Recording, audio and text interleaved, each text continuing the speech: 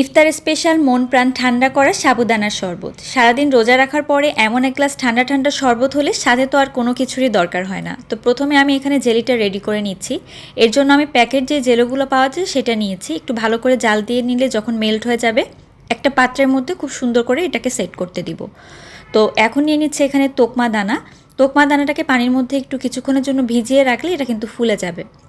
১ cup পরিমাণে সাবুদানা ব্যবহার করেছি। সাবুদানাটা কিন্তু ভালোভাবে ফুটে গেলে পানিটা খুব ভালো করে ছেঁকে নিয়েছি, আর শুধু দানাগুলোই কিন্তু এখানে নিতে হবে।